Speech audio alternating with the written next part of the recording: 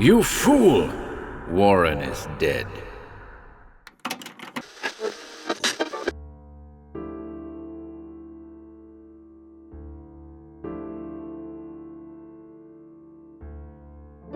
Welcome to Horror Babble. We're back with another classic Clark Ashton Smith tale today.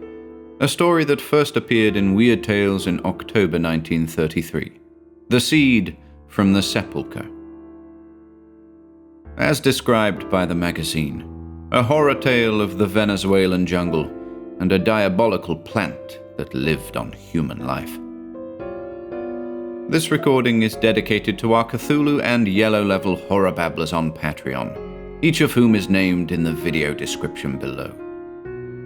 As always, we thank you for your support.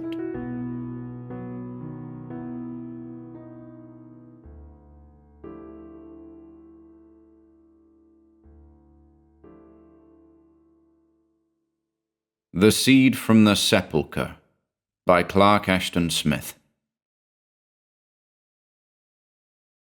Yes, I found the place, said Falmer. It's a queer sort of place, pretty much as the legends describe it. He spat quickly into the fire, as if the act of speech had been physically distasteful, and half averting his face from the scrutiny of Thone, stared with morose and somber eyes into the jungle-matted Venezuelan darkness. Thone, still weak and dizzy from the fever that had incapacitated him for continuing their journey to its end, was curiously puzzled. Falmer, he thought, had undergone an inexplicable change during the 3 days of his absence, a change that was too elusive in some of its phases to be fully defined or delimited. Other phases, however, were all too obvious. Falmer, even during extreme hardship or illness, had heretofore been unquenchably loquacious and cheerful. Now he seemed sullen and uncommunicative, as if preoccupied with far-off things of disagreeable import. His bluff face had grown hollow, even pointed, and his eyes had narrowed to secretive slits. Thone was troubled by these changes, though he tried to dismiss his impressions as mere distempered fancies, due to the influence of ebbing fever. "But can't you tell me what the place was like?" he persisted. "There isn't much to tell," said Falmer in a queer, grumbling tone. "Just a few crumbling walls and falling pillars." "But didn't you find the burial pit of the Indian legend, where the gold was supposed to be?" "I found it, but there was no treasure." Falmer's voice had taken on a forbidding surliness, and Thone decided to refrain from further questioning. "I guess," he commented lightly, "that we had better stick to orchid hunting. Treasure trove doesn't seem to be in our line. By the way, did you see any unusual flowers or plants during the trip?" "Hell no," Falmer snapped. His face had gone suddenly ashen in the firelight, and his eyes had assumed a set glare that might have meant either fear or anger. "Shut up, can't you? I don't want to talk. I've had a headache all day. Some damned Venezuelan fever coming on, I suppose. We'd better head for the Orinoco tomorrow. I've had all I want of this trip." James Falmer and Roderick Thone, professional orchid hunters with 2 Indian guides, had been following an obscure tributary of the upper Orinoco.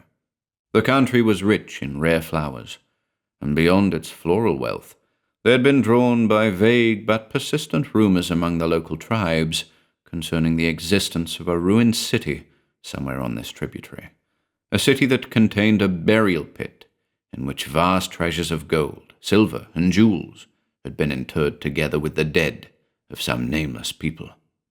The 2 men had thought it worthwhile to investigate these rumors. Thone had fallen sick while they were still a full day's journey from the site of the ruins, and Falmer had gone on in a canoe with one of the Indians, leaving the other to attend Thone. He had returned at nightfall of the 3rd day following his departure. Thone decided after a while, as he lay staring at his companion, that the latter's taciturnity and moroseness were perhaps due to disappointment over his failure to find the treasure. It must be that, together with some tropical infection working in the man's blood. However, he admitted doubtfully to himself, it was not like Falmer to be disappointed or downcast under such circumstances. Falmer did not speak again, but sat glaring before him as if he saw something invisible to others, beyond the labyrinth of fire-touched boughs and lianas in which the whispering, stealthy darkness crouched. Somehow, there was a shadowy fear in his aspect. Thone continued to watch him, and saw that the Indians, impassive and cryptic, were also watching him, as if with some obscure expectancy. The riddle was too much for Thone, and he gave it up after a while, lapsing into restless, fever-turbulent slumber, from which he awakened at intervals to see the set face of Falmer, dimmer and more distorted each time, with the slowly dying fire and the invading shadows. Thone felt stronger in the morning. His brain was clear, his pulse tranquil once more, and he saw with mounting concern the indisposition of Falmer, who seemed to rouse and exert himself with great difficulty, speaking hardly a word and moving with singular stiffness and sluggishness. He appeared to have forgotten his announced project of returning toward the Orinoco, and Thone took entire charge of the preparations for departure. His companion's condition puzzled him more and more. Apparently there was no fever, and the symptoms were wholly ambiguous. However, on general principles, he administered a stiff dose of quinine to Falmer before they started. The paling saffron of sultry dawn sifted upon them through the jungle tops as they loaded their belongings into the dugouts and pushed off down the slow current. Thone sat near the bow of one of the boats, with Falmer in the rear, and a large bundle of orchid roots and part of their equipment filling the middle. The two Indians occupied the other boat, together with the rest of their supplies. It was a monotonous journey.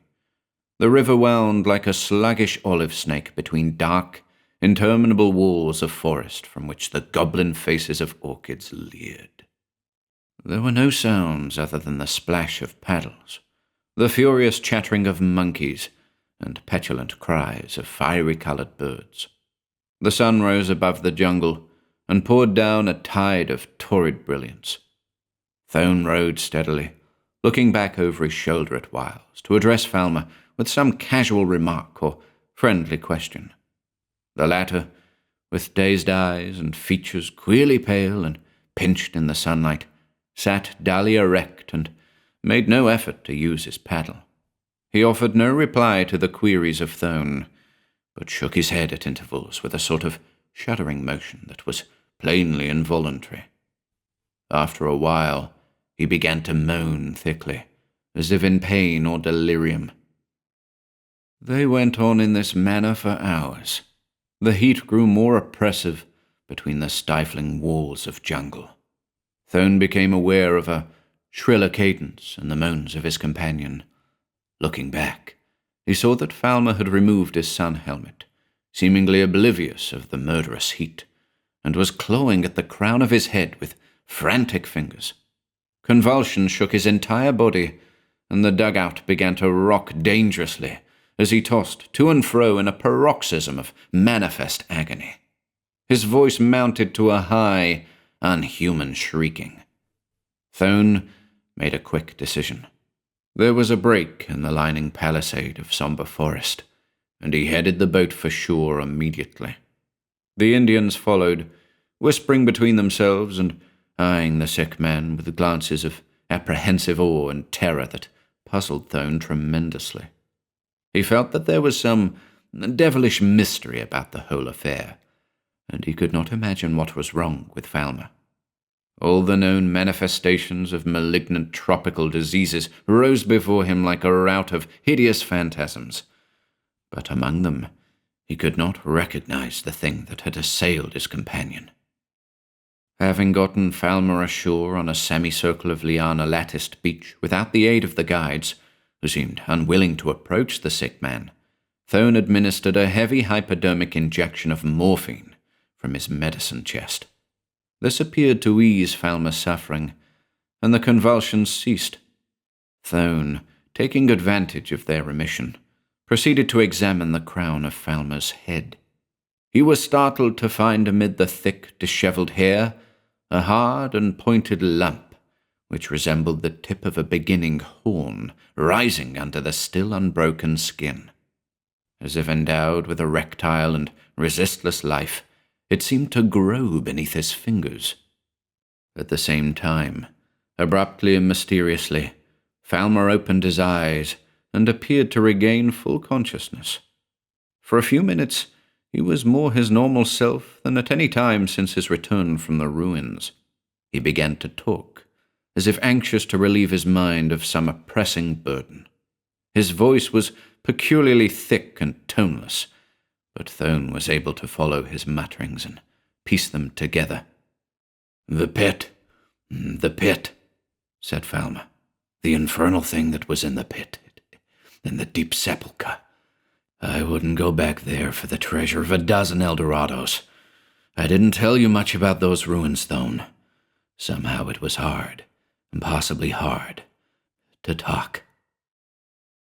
I guess the Indian knew there was something wrong with the ruins. He led me to the place, but he wouldn't tell me anything about it, and he waited by the riverside while I searched for the treasure. Great grey walls there were, older than the jungle, old as death and time. They must have been quarried and reared by people from some forgotten continent or some lost planet. They loomed and leaned at mad, unnatural angles, threatening to crush the trees about them. And there were columns, too, thick, swollen columns of unholy form, whose abominable carvings the jungle had not wholly screened from view. There was no trouble finding that accursed burial pit. The pavement above had broken through quite recently, I think. A big tree had pried with its boa-like roots between the flagstones that were buried beneath centuries of mold. One of the flags had been tilted back on the pavement, and another had fallen through into the pit. There was a large hole, whose bottom I could see dimly in the forest-strangled light. Something glimmered palely at the bottom, but I could not be sure what it was. I had taken along a coil of rope, as you remember. I tied one end of it to a main root of the tree, dropped the other through the opening, and went down like a monkey. When I got to the bottom, I could see little at first in the gloom, except the whitish glimmering all around me, at my feet. Something that was unspeakably brittle and friable crunched beneath me when I began to move. I turned on my flashlight and saw that the place was fairly littered with bones. Human skeletons lay tumbled everywhere. They must have been very old, for they broke into powder at a touch. It was the burial chamber of the legend. Looking about with the flashlight, I found the steps that led to the blocked-up entrance. But if any treasure had been buried with the bodies, it must have been removed long ago. I groped around amid the bones and dust, feeling pretty much like a ghoul, but couldn't find anything of value, not even a bracelet or a finger ring on any of the skeletons. It wasn't till I thought of climbing out that I noticed the real horror in one of the corners, the corner nearest to the opening in the roof. I looked up and saw it in the webby shadows. 10 feet above my head it hung, and I had almost touched it unknowing when I descended the rope. It looked like a sort of white lattice work at first. Then I saw that the lattice was partly formed of human bones, a complete skeleton, very tall and stalwart, like that of a warrior. A pale, withered thing grew out of the skull, like a set of fantastic antlers ending in myriads of long and stringy tendrils that had spread themselves on the wall, climbing upward till they reached the roof. They must have lifted the skeleton or body along with them as they climbed. I examined the thing with my flashlight. It must have been a plant of some sort, and apparently it had started to grow in the cranium. Some of the branches had issued from the cloven crown, others through the eye holes, the mouth, and the nose hole, to flare upward, and the roots of the blasphemous thing had gone downward, trellising themselves on every bone. The very toes and fingers were ringed with them, and they drooped in writhing coils. Worst of all, the ones that had issued from the toe ends were rooted in a second skull, which dangled just below, with fragments of the broken-off root system. There was a litter of fallen bones on the floor in the corner. The sight made me feel a little weak somehow, and more than a little nauseated. That abhorrent, inexplicable mingling of the human and the plant. I started to climb the rope, in a feverish hurry to get out, but the thing fascinated me in its abominable fashion, and I couldn't help pausing to study it a little more when I had climbed halfway. I leaned toward it too far, I guess, and the rope began to sway, bringing my face lightly against the leprous, antler-shaped boughs above the skull. Something broke, possibly a sort of pod on one of the branches. I found my head enveloped in a cloud of pearl-gray powder, very light, fine, and scentless. The stuff settled on my hair. It got into my nose and eyes, nearly choking and blinding me. I shook it off as well as I could. Then I climbed on and pulled myself through the opening. As if the effort of coherent narration had been too heavy a strain, Falmer lapsed into disconnected mumblings. The mysterious malady, whatever it was, returned upon him, and his delirious ramblings were mixed with groans of torture. But at moments he regained a flash of coherence. My head, he muttered. There must be something in my brain, something that grows and spreads. I tell you, I can feel it there. I haven't felt right at any time since I left the burial pit. My mind has been queer ever since. It must have been the spores of the ancient devil plant. The spores have taken root. The thing is splitting my skull, going down into my brain. A plant that springs out of a human cranium, as if from a flower pot. The dreadful convulsions began once more, and Falmer writhed uncontrollably in his companion's arms, shrieking with agony. Thone, sick at heart and shocked by his sufferings, abandoned all effort to restrain him and took up the hypodermic. With much difficulty, he managed to inject a triple dose, and Falmer grew quiet by degrees and lay with open, glassy eyes, breathing stertorously. Thone, for the first time, perceived an odd protrusion of his eyeballs, which seemed about to start from their sockets, making it impossible for the lids to close, and lending the drawn features an expression of mad horror. It was as if something were pushing Falmer's eyes from his head. Thone, trembling with sudden weakness and terror, felt that he was involved in some unnatural web of nightmare. He could not, dared not, believe the story Falmer had told him, and its implications. Assuring himself that his companion had imagined it all, had been ill throughout with the incubation of some strange fever, he stooped over and found that the horn-shaped lump on Falmer's head had now broken through the skin. With a sense of unreality, he stared at the object that his prying fingers had revealed amid the matted hair. It was unmistakably a plant bud of some sort, with involuted folds of pale green and bloody pink that seemed about to expand. The thing issued from above the central suture of the skull. A nausea swept upon Thone, and he recoiled from the lolling head and its baleful outgrowth, averting his gaze. His fever was returning. There was a woeful debility in all his limbs, and he heard the muttering voice of delirium through the quinine-induced ringing in his ears. His eyes blurred with a deathly and miasmal mist. He fought to subdue his illness and impotence. He must not give way to it wholly. He must go on with Falmer and the Indians and reach the nearest trading station, many days away on the Orinoco, where Falmer could receive medical aid. as if through sheer volition, his eyes cleared, and he felt a resurgence of strength. He looked around for the guides, and saw, with a start of uncomprehending surprise, that they had vanished. Peering further, he observed that one of the boats, the dugout used by the Indians, had also disappeared. It was plain that he and Falmer had been deserted. Perhaps the Indians had known what was wrong with the sick man, and had been afraid.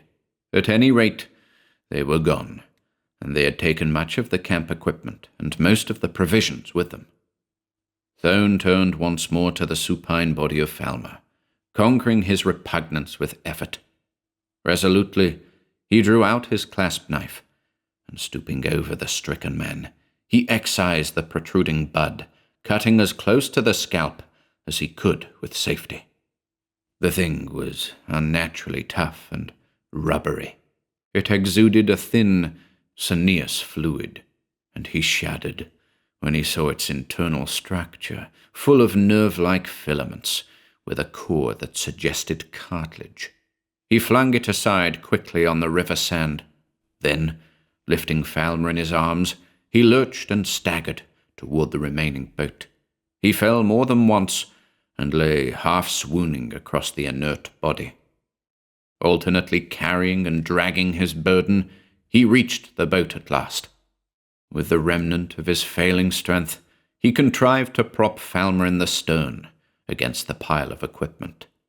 His fever was mounting apace. After much delay, with tedious, half-delirious exertions, he pushed off from the shore and got the boat into midstream. He paddled with nerveless strokes till the fever mastered him wholly, and the oar slipped from oblivious fingers. He awoke in the yellow glare of dawn, with his brain and his senses comparatively clear. His illness had left a great languor, but his first thought was of Falmer. He twisted about, nearly falling overboard in his debility, and sat, facing his companion. Falmer still reclined, half sitting, half lying, against the pile of blankets and other impedimenta. His knees were drawn up, his hands clasping them as if in titanic rigor. His features had grown as stark and ghastly as those of a dead man, and his whole aspect was one of mortal rigidity. It was not this, however, that caused Thone to gasp with unbelieving horror. During the interim of Thone's delirium and his lapse into slumber, the monstrous plant bud, merely stimulated, it would seem, by the act of excision, had grown again with preternatural rapidity from Falmer's head. A loathsome, pale green stem was mounting thickly, and had started to branch like antlers after attaining a height of 6 or 7 inches. More dreadful than this, if possible, similar growths had issued from the eyes, and their stems, climbing vertically across the forehead, had entirely displaced the eyeballs. Already they were branching like the thing that mounted from the crown. The antlers were all tipped with pale vermilion. They appeared to quiver with repulsive animation, nodding rhythmically in the warm, windless air. From the mouth, another stem protruded, curling upward like a long and whitish tongue. It had not yet begun to bifurcate. Thone closed his eyes to shut away the shocking vision. Behind his lids, in a yellow dazzle of light, he still saw the cadaverous features, the climbing stems that quivered against the dawn like ghastly hydras of tomb-etiolated green. They seemed to be waving toward him, growing and lengthening as they waved. He opened his eyes again, and fancied, with a start of new terror, that the antlers were actually taller than they had been a few moments previous. After that, he sat watching them in a sort of baleful hypnosis. The illusion of the plant's visible growth and freer movement, if it was illusion, increased upon him. Falmer, however, did not stir, and his parchment face appeared to shrivel and fall in, as if the roots of the growth were draining his blood, were devouring his very flesh in their insatiable and ghoulish hunger. Thone wrenched his eyes away and stared at the river shore. The stream had widened, and the current had grown more sluggish. He sought to recognize their location, looking vainly for some familiar landmark in the monotonous dull green cliffs of jungle that lined the margin. He felt hopelessly lost and alienated. He seemed to be drifting on an unknown tide of madness and nightmare, companioned by something that was more frightful than corruption itself. His mind began to wander with an odd inconsequence, coming back always in a sort of closed circle to the thing that was devouring Falmer. With a flash of scientific curiosity, he found himself wondering to what genus it belonged. It was neither fungus nor pitcher plant, nor anything that he had ever encountered or heard of in his explorations. It must have come, as Falmer had suggested, from an alien world. It was nothing that the earth could conceivably have nourished. He felt, with a comforting assurance, that Falmer was dead. That, at least, was a mercy. But, even as he shaped the thought, he heard a low, guttural moaning, and peering at Falmer in horrible startlement, saw that his limbs and body were twitching slightly. The twitching increased and took on a rhythmic regularity, though at no time did it resemble the agonized and violent convulsions of the previous day. It was plainly automatic, like a sort of galvanism, and Thone saw that it was timed with the languorous and loathsome swaying of the plant. The effect on the watcher was insidiously mesmeric and somnolent, and once he caught himself beating the detestable rhythm with his foot. He tried to pull himself together, groping desperately for something to which his sanity could cling. Ineluctably, his illness returned. Fever, nausea, and revulsion worse than the loathliness of death. But, before he yielded to it utterly, he drew his loaded revolver from the holster and fired 6 times into Falmer's quivering body. He knew that he had not missed, but, after the final bullet, Falmer still twitched in unison with the evil swaying of the plant, and Thone, sliding into delirium, heard still the ceaseless, automatic moaning. There was no time in the world of seething unreality and shoreless oblivion through which he drifted. When he came to himself again, he could not know if hours or weeks had elapsed, but he knew at once that the boat was no longer moving, and lifting himself dizzily, he saw that it had floated into shallow water and mud, and was nosing the beach of a tiny, jungle-tufted isle in mid-river. The putrid odor of slime was about him like a stagnant pool, and he heard a strident humming of insects. It was either late morning or early afternoon, for the sun was high in the still heavens. Lianas were drooping above him from the island trees like uncoiled serpents, and epiphytic orchids, marked with ophidian mottlings, leaned toward him grotesquely from lowering boughs. Immense butterflies went past on sumptuously spotted wings. He sat up, feeling very giddy and light-headed, and faced again the horror that companioned him. The thing had grown incredibly. The 3 antlered stems mounting above Falmer's head had become gigantic, and had put out masses of ropey feelers that tossed uneasily in the air, as if searching for support or new provender. In the topmost antlers, a prodigious blossom had opened, a sort of fleshy disk, broad as a man's face, and white as leprosy. Falmer's features had shrunken till the outlines of every bone were visible, as if beneath tightened paper.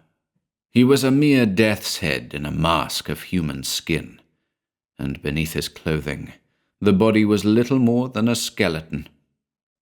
He was quite still now, except for the communicated quivering of the stems.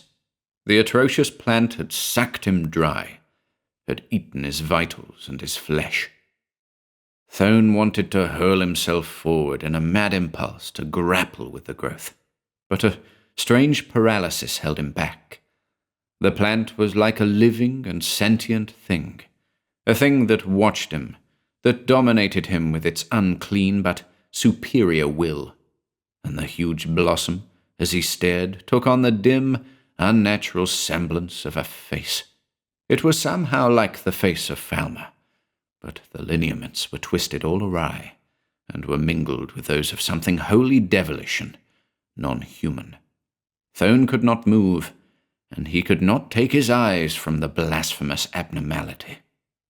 By some miracle, his fever had left him, and it did not return. Instead, there came an eternity of frozen fright and madness, in which he sat facing the mesmeric plant. It towered before him from the dry, dead shell that had been Falmer, its swollen, glutted stems and branches swaying gently, and the huge flower leering perpetually upon him with its impious travesty of a human face. He thought that he heard a low singing sound, ineffably, demoniacally sweet, but whether it emanated from the plant, or was a mere hallucination of his overwrought senses, he could not know. The sluggish hours went by, and a grueling sun poured down its beams like molten lead from some titanic vessel of torture. His head swam with weakness and the fetor-laden heat, but he could not relax the rigor of his posture. There was no change in the nodding monstrosity, which seemed to have attained its full growth above the head of its victim. But after a long interim, Thone's eyes were drawn to the shrunken hands of Falmer, which still clasped the drawn-up knees in a spasmodic clutch. From the ends of the fingers, tiny white rootlets had broken, and were writhing slowly in the air, groping, it seemed, for a new source of nourishment. Then, from the neck and chin, other tips were breaking, and over the whole body the clothing stirred in a curious manner, as if with the crawling and lifting of hidden lizards. At the same time, the singing grew louder, sweeter, more imperious, and the swaying of the great plant assumed an indescribably seductive tempo. It was like the allurement of voluptuous sirens, the deadly languor of dancing cobras. Thone felt an irresistible compulsion. A summons was being laid upon him, and his drugged mind and body must obey it. The very fingers of Falmer, twisting viperishly, seemed beckoning to him. Suddenly, he was on his hands and knees in the bottom of the boat. Inch by inch, with terror and fascination contending in his brain, he crept forward, dragging himself over the disregarded bundle of orchid plants, inch by inch, foot by foot, till his head was against the withered hands of Falmer, from which hung and floated the questing roots. Some cataleptic spell had made him helpless. He felt the rootlets as they moved like delving fingers through his hair and over his face and neck, and started to strike in with agonizing needle-sharp tips. He could not stir. He could not even close his lids. In a frozen stare, he saw the gold and carmine flash of a hovering butterfly as the roots began to pierce his pupils. Deeper and deeper went the greedy roots, while new filaments grew out to enmesh him like a witch's net. For a while, it seemed that the dead and the living writhed together in leashed convulsions. At last, Falmer hung supine amid the lethal, ever-growing web. Bloated and colossal, the plant lived on, and in its upper branches, through the still, stifling afternoon, a second flower began to unfold.